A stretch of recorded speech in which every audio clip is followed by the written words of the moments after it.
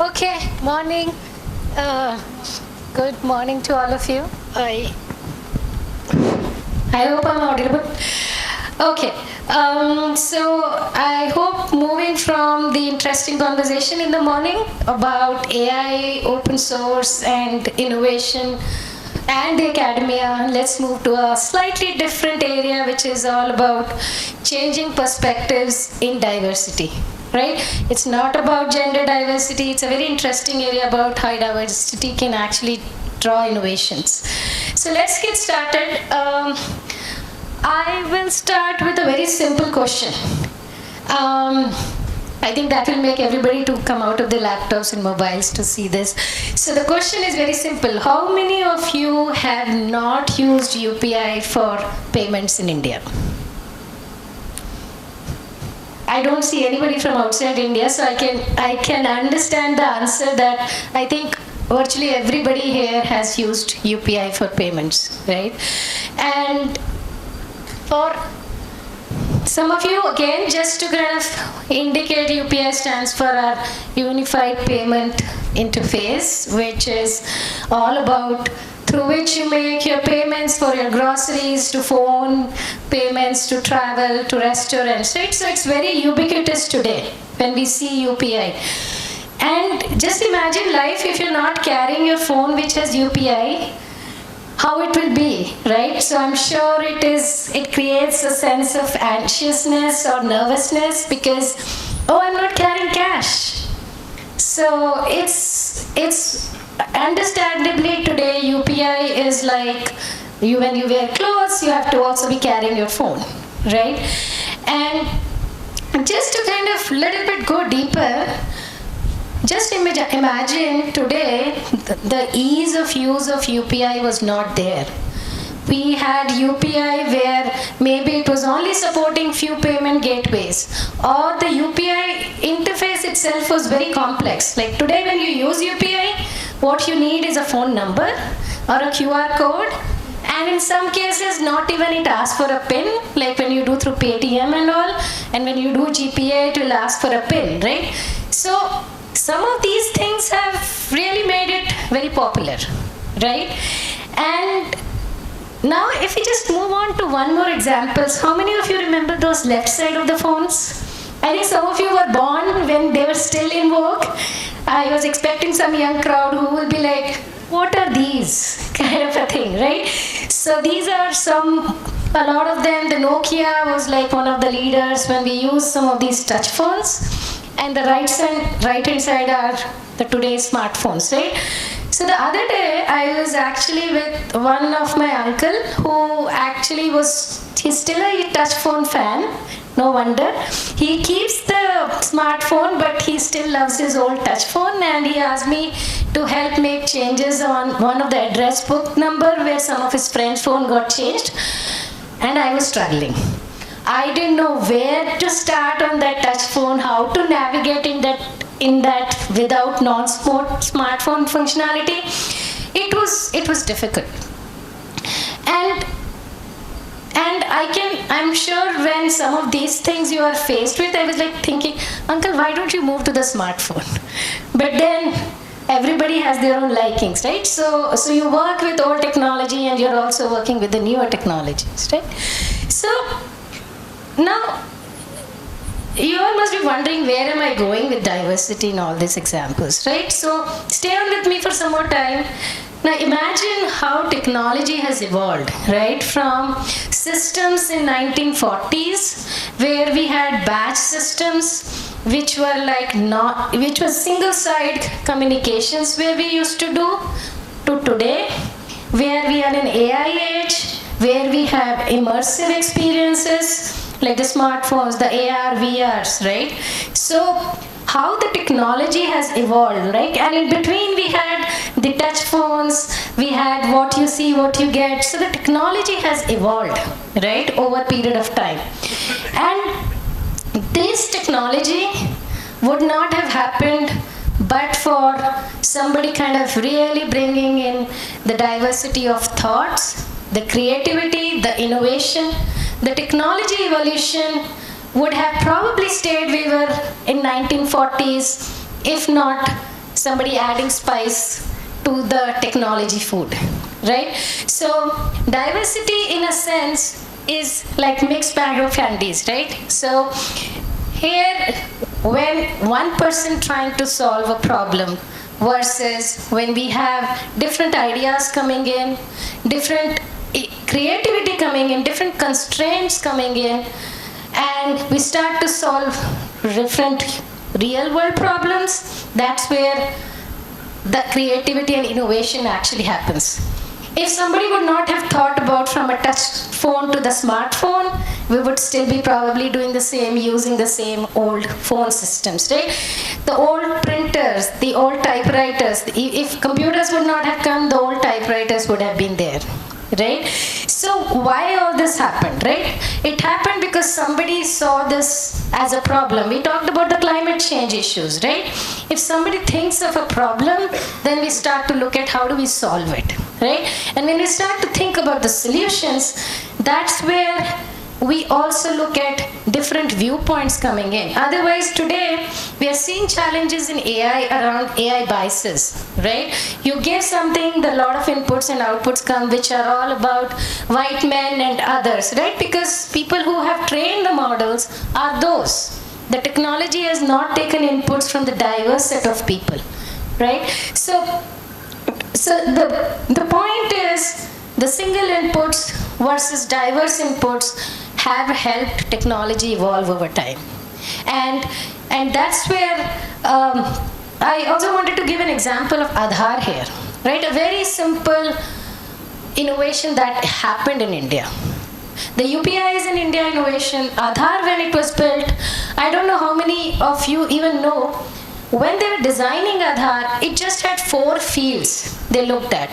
And Aadhaar, as you know, is used for unique identification today in India, right? And when they developed Aadhaar, they actually wanted to build a system which was very simple because they were doing it for a scale of 140 crore people. So if they build a system which required n number of fields, just imagine for something changes, your address pin changes, how difficult it would become, right? So they looked at just simple things like name, address, age, and one more field when they started, to make a system which can actually scale the size and make it simple from a sustenance perspective as well. So how some of these things happened, because somebody who was there in that room who looked at the demographic challenges of India, the challenges that people may not even know their address. When we go to the villages and all, a lot of people may not even know their ages, right? So how do they make a system which can actually still serve the purpose and scale? So a lot of innovations happen in constraints.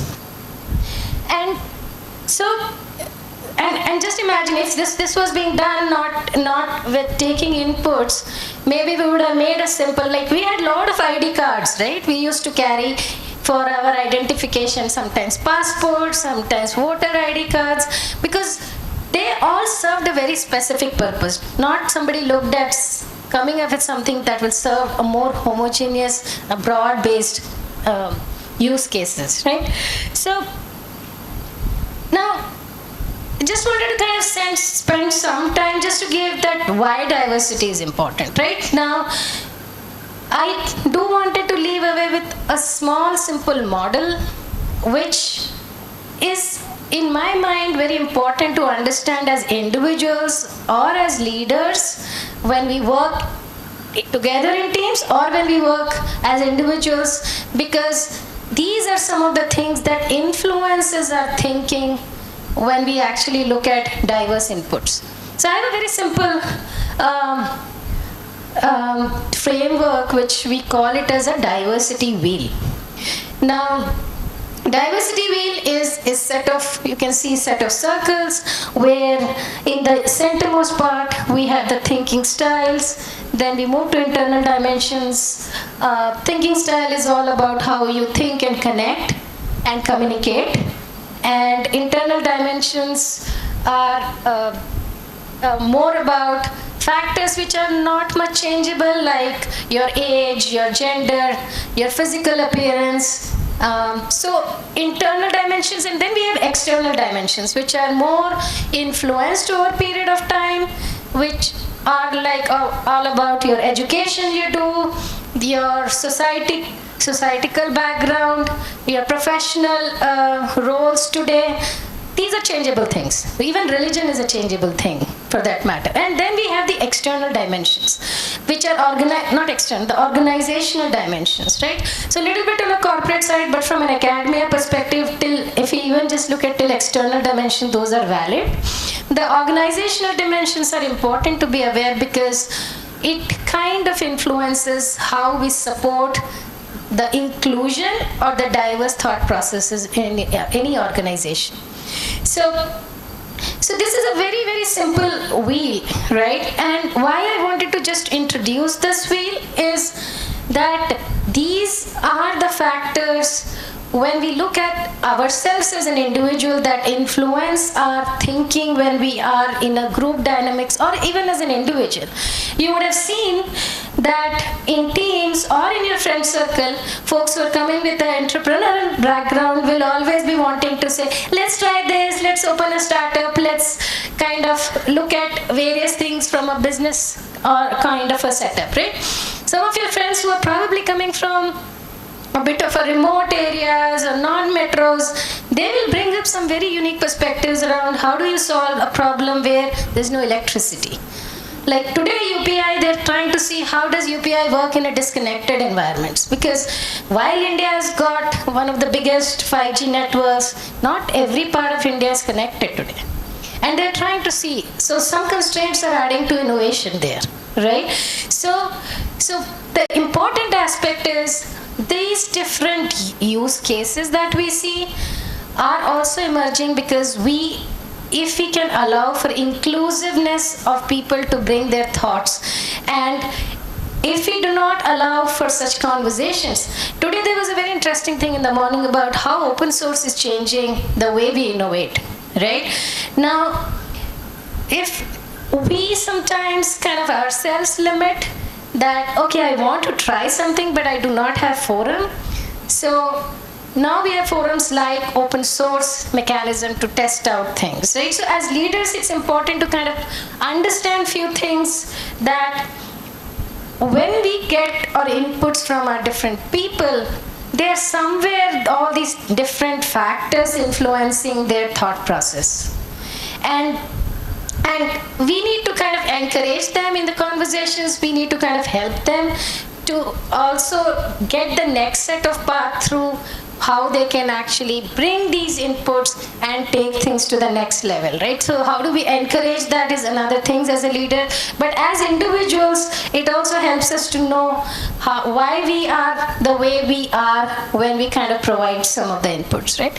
So in interest of time, so this is a diversity wheel, and I know there's a lot of things which can be done, but I just wanted to kind of leave the session that pick up just one area from your side as to what will you look at as an individual or as an organization to kind of really provide environment to encourage some of these diverse inputs to come in, because you never know, some of these diverse inputs are actually driving the disruptive innovations that we are seeing in UPIs of the world or the Aadhars of the world. So that's my call to action here, and with that I'll conclude my lightning talk. Open to questions.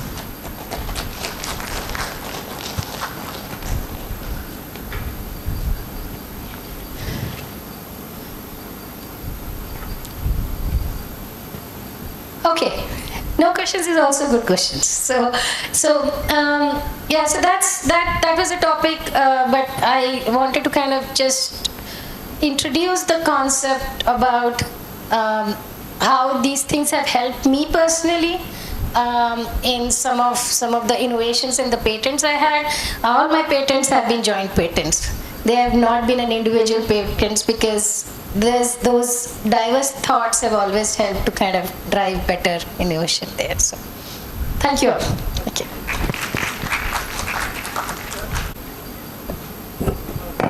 Thank you, Shefali. It was an amazing session and lots of insightful info from you. So, yeah, thank you.